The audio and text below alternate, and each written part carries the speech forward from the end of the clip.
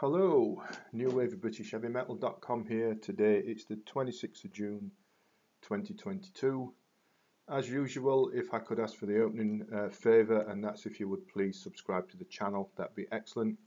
Every subscriber helps and is appreciated, so please hit the button if you can. Today we'll look at the Tygers of Tang and their albums from the back half of the 1980s, the Wreckage and Burning in the Shade. Now, the Tygers of Tang, of course, right there from the start, the original New Wave of British Heavy Metal days, they were all set for massive success, weren't they, back then, along with the likes of Iron Maiden, etc. Those first three killer albums that they put out surely could do no wrong. And also for the second and third of them, they'd got the superb John Sykes on board on guitar and whatnot. And then it all fell apart somewhat, didn't it? Sykes went to join Thin Lizzy before Whitesnake, and then the Tygers followed up with the rather shabby, and that's being polite, The Cage, and the less said about that the better. But then they'd reappear a couple of 3 years later after various lineup changes with the Wreckage in 1985, and then Burning in the Shade in 1987. And those two albums, together with a CD of demos, has just been put out in a rather nicely packaged box set by Cherry Red Stroke HNE, who do these kind of box sets so well. But even though we're talking about the Tygers of Tang, these two albums, well, let's call them career killers. The band going from the excellent full-on heaviness of Wildcat, Spellbound and especially Crazy Nights to insipid, turgid, uninspired wimp rock of the lowest order.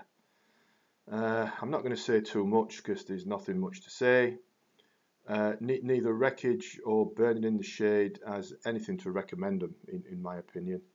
Well, if you're trying to be charitable, Wreckage does try a little bit here and there to emerge from the pit of awfulness.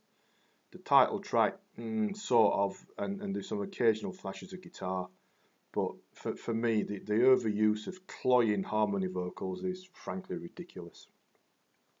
And as bad as Wreckage is, they managed to be even worse on Burning in the Shade. It's basically unlistenable. I mean, if your ears can take it as an example of just how bad things have got in the Tygers camp, and you want to punish your ears for something that they might have done wrong, seek out a track called Maria and see if you can see it through to the end. Shocking stuff. Anyway, I got this box set as an old-time Tygers fan, and I'd not heard these two albums before. But after listening to them back to back, I couldn't even face spinning the demo CD. Enough was enough. Just couldn't bear it. And that's such a shame because, you know, Tygers of Tang, great, right? Well, they were. Whether it's record company pressure to be more commercial or a conscious decision by the band to go in this kind of direction, I don't know. But whoever's idea it was, certainly wasn't a good one. And I think we'd best leave it there. If you want to punish your ears, you can get the box set on Amazon for quite a reasonable price at the moment, and I'll drop a link to it in the description below. But if you prefer or would like to discover proper Tygers of Tang, those early three classics are available in another box set called the MCA Years. You're far better off getting that because although the Cage is included, you can chuck that out the way because you've got the first three albums, which are all excellent. Chuck away the Cage and you've got some excellent live stuff as well. Or check out their most recent album from 2019 called Ritual, because that is more than worthy as well. That's a proper good album. But Wreckage and Burning in the Shade, best forgotten about as well, nothing more to say.